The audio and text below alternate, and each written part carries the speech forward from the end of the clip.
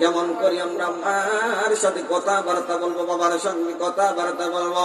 আমার আল্লাহ পাক রব্বুল আলামিন কোরআনুল কারীমের মধ্যে শিক্ষা দেয়, তামাম জগতের বান্দা বান্দীরা রে, তোমাদের বাবার সঙ্গে মায়ের সঙ্গে এমন ভাবে আচরণ করবা, তোমার ভিতর থেকে তোমার মা তোমার বাবা জানি উফ শব্দটুকু পর্যন্ত না করতে পারে, এতটুকু পর্যন্ত কষ্ট জানি তোমার থেকে তোমার মা যেন না পায়, তোমার বাবা যেন না পায়। তার কারণ কি? তোমার থেকে বিন্দু পরিমাণ কষ্ট যদি তোমার মা এই দুনিয়ার জমিনে পায় গো, তোমার জন্য ইহকাল পরকাল বরবাদ হয়ে যাবে, নষ্ট হয়ে যাবে, ধ্বংস হয়ে যাবে। এই জন্য আল্লাহ পাক রব্বুল আলামিন আমাদেরকে বলে দিয়েছেন যে তোমাদের মা বাবার সাথে কেমন আচরণ তোমরা করবা, সেই দোয়াটাও আমার আল্লাহ কোরআনুল কারীমের মধ্যে আমাদেরকে শিক্ষা দিয়ে দেন। আজকে কপাল পুরা অনেক মুসলমান আছে মা বাবার জন্য দোয়া করব, সেই দোয়াটা পর্যন্ত সহি শুদ্ধ ভাবে বলতে পারে না, আছে না? আল্লাহর পাকের একজন মহান ওলি ছিলেন, তিনার নাম হলো হযরতে আল্লামা শিবলি নুমানী রাহমাতুল্লাহি আলাইহি। তিনি জবর বিখ্যাত ওলি কামিল ছিলেন, জবর বিখ্যাত আলেম ছিলেন। আল্লাহর ওলি আল্লামা শিবলি নুমানী রাহমাতুল্লাহি আলাইহি তিনি একবার হজ করার জন্য চলে গেলেন। বাবাজি দিলের কানটা লাগায় দেন রে বাবা, ডাইনে বাবা তাকাবেন না। আল্লামা শিবলি নুমানী রাহমাতুল্লাহি আলাইহি হজ করার জন্য চলে গেলেন, হজের মধ্যে চলে গেলেন। হজের মধ্যে যে দেখে একটা যুবক, তার দুইটা হাত নাই, হাতগুলি কাটা, তার দুইটা পা নাই, পাগুলি কাটা, তার দুইটা চক্ষু নাই, চক্ষু দুইটা উঠানো।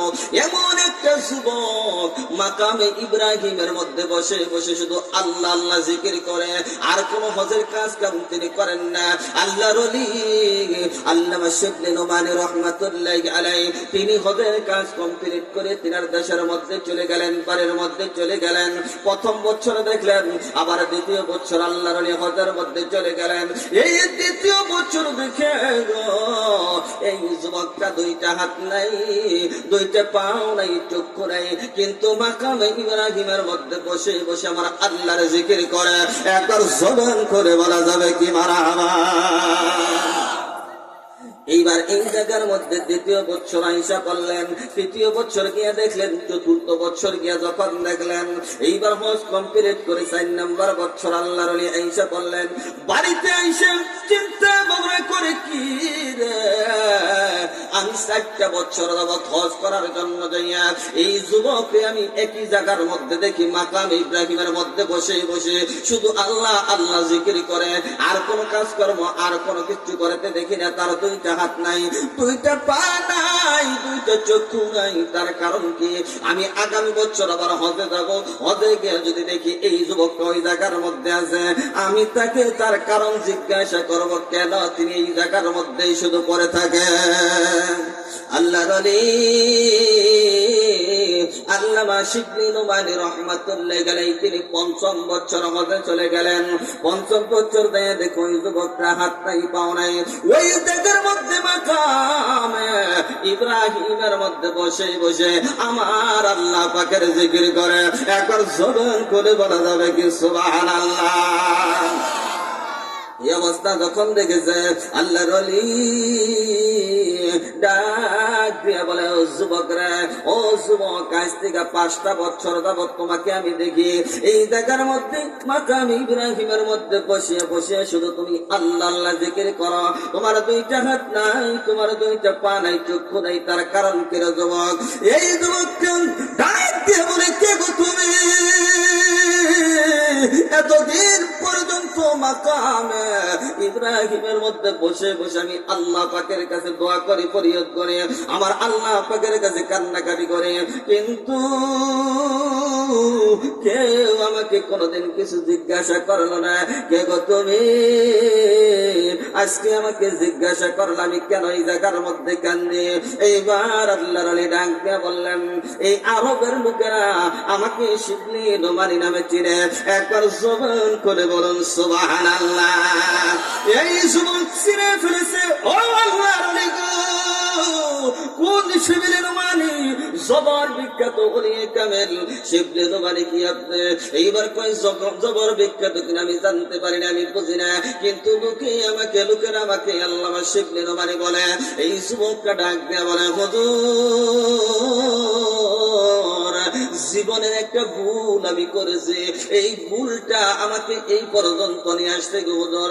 আমার দুইটা হাত ছিল, আমার দুইটা পা ছিল, আমার চক্ষু ছিল, কিন্তু আমি জীবনে একটা মারাত্মক ভুল করেছি।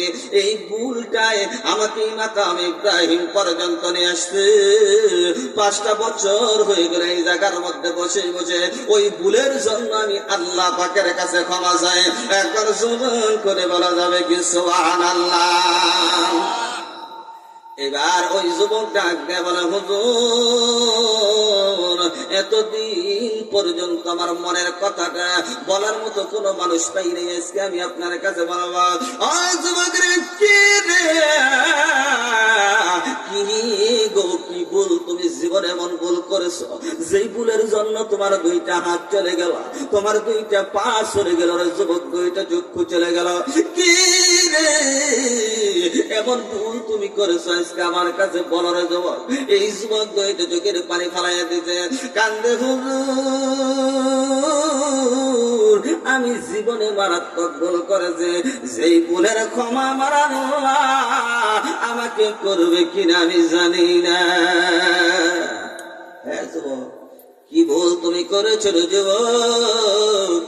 এই যুবকটা ডাক দেয়া বলে, হুজুর গো, আমি যখন ছোট বাচ্চা ছিলাম, 4 কিংবা 5 বছর বয়সের বাচ্চা ছিলাম, এই সময় আমাদের সংসারটা গরিব সংসার ছিল, অভাবের সংসার ছিল আমাদের গো হুজুর। আমাদের অভাবের সংসারের মধ্যে আমার বাবা অসুস্থ হয়ে গেল, কিন্তু আমার বাবার চিকিৎসা করাবো এমন টাকা আমাদের কাছে নাই হুজুর গো।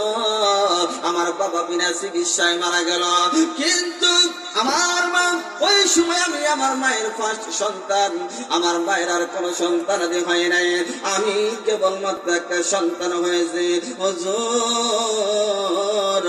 ওই সময় আমার বয়স 4 কিংবা 5 বছর হবে। আমার মায়ের বান্ধবীরা আমার মাকে বুঝাইছে, তোমার কেবল ছোট্ট একটা সন্তান আছে, আর তোমার যৌবন কাল কেবল শুরু, আর তোমার সন্তান শিশু বাচ্চা, তোমার সন্তানকে কোন জায়গায় পালক দিয়া তুমি আবার অন্য স্বামী গ্রহণ করো।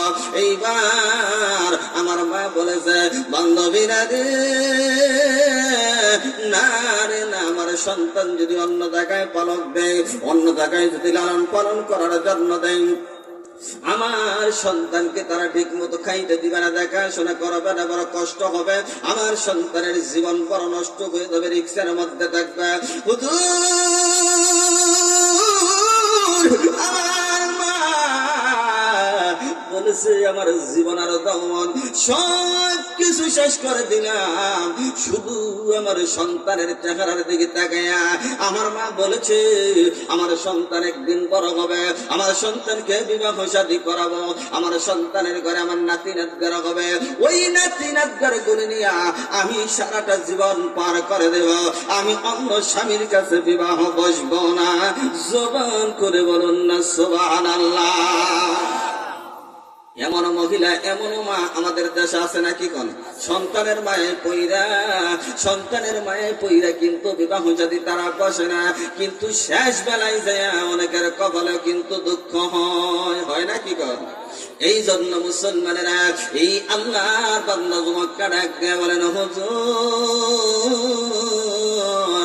আমার মাকে কত বুঝাইছে, কিন্তু আমার মা কারো বুঝ মানে নাই। না না না, আমার সন্তান আমাকে কোনদিন পর করবে না, আমাকে আপন করে নিবে, আমি জীবনে অন্য স্বামী গ্রহণ করব না, আমার সন্তান নিয়ে, আমার নাতি নাতগার নিয়ে আমি জীবনটা পার করে দেব।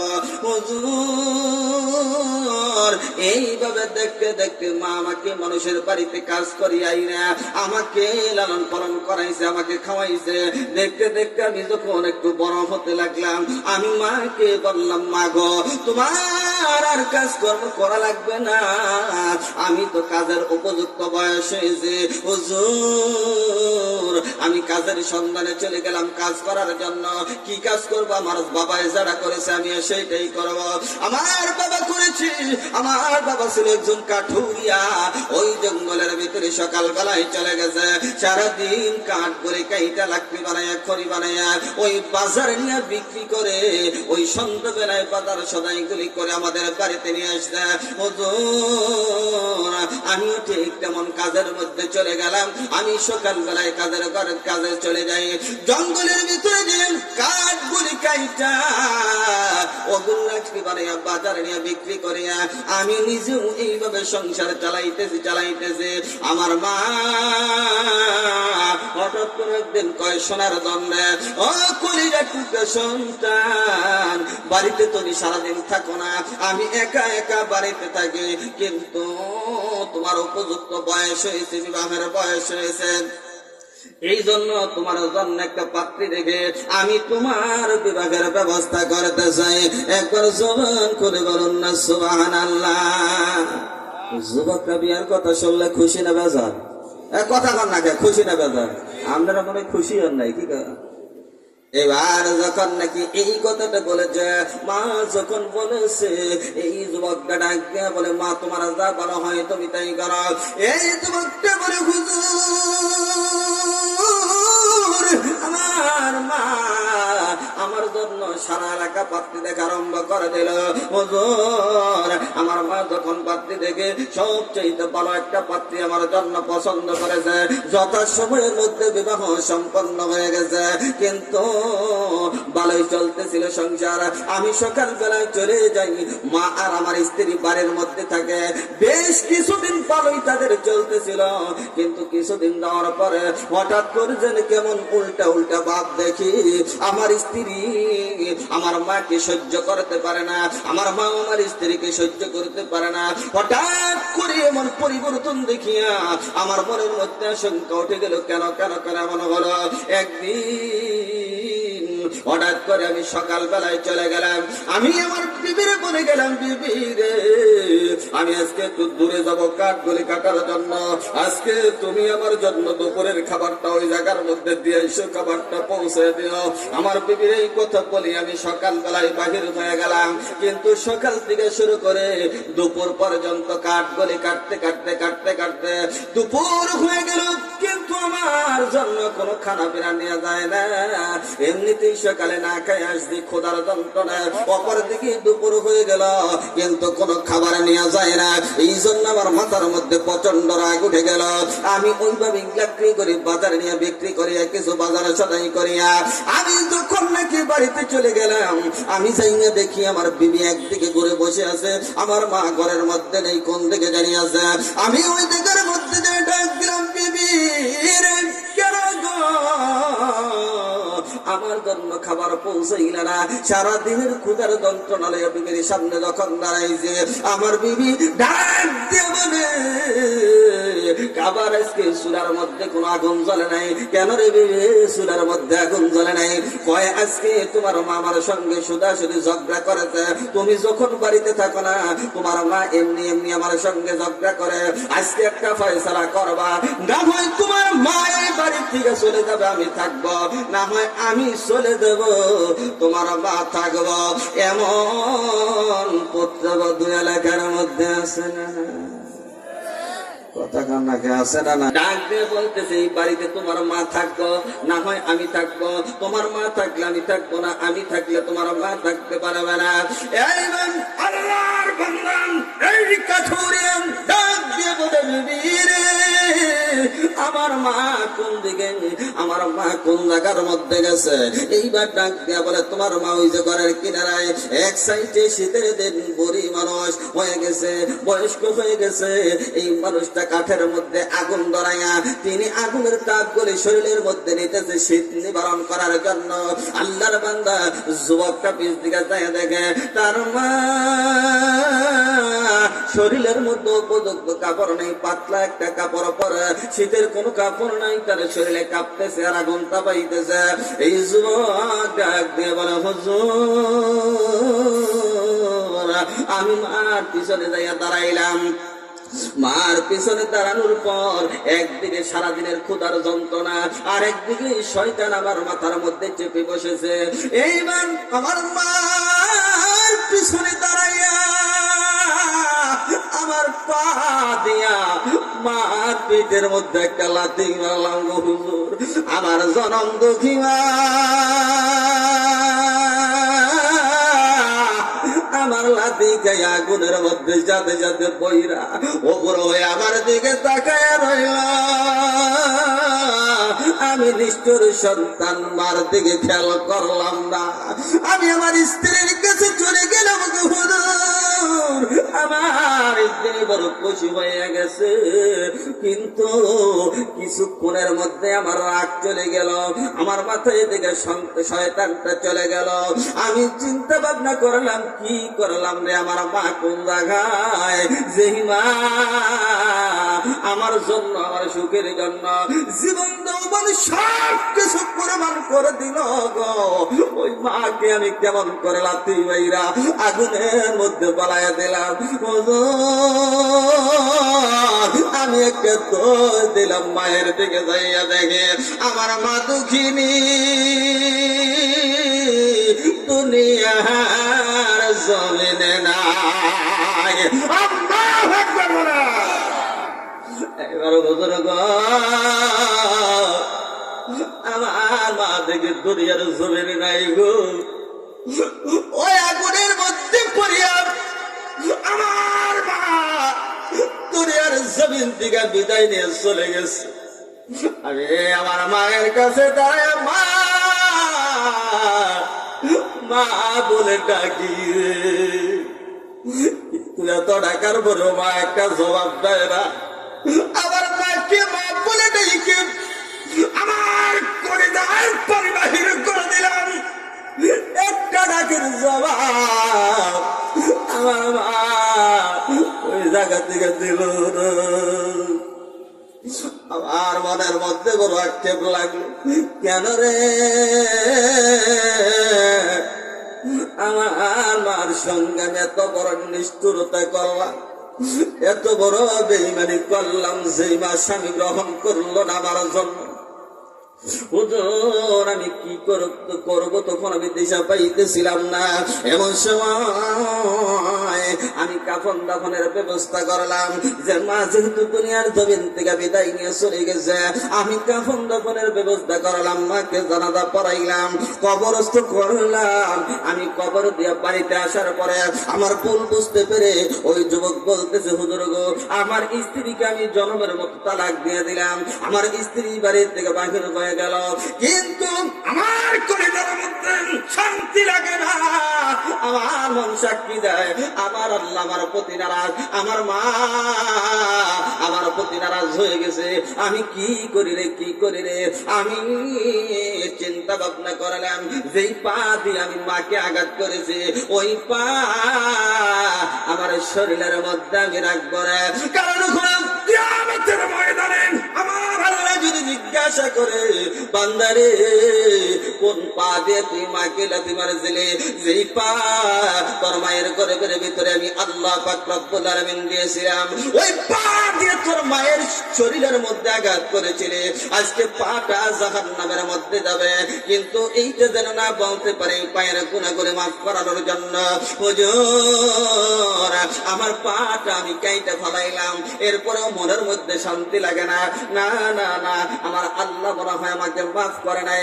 এই চিন্তা ভাবনা করিয়া আমি আরেকটা পা কাইটা ফলাইলাম, আমার মনে বড় শান্তি লাগে না। আমার হাত দিকটা কাইটা ফলাইলাম, আমার মনের মধ্যে শান্তি লাগে না।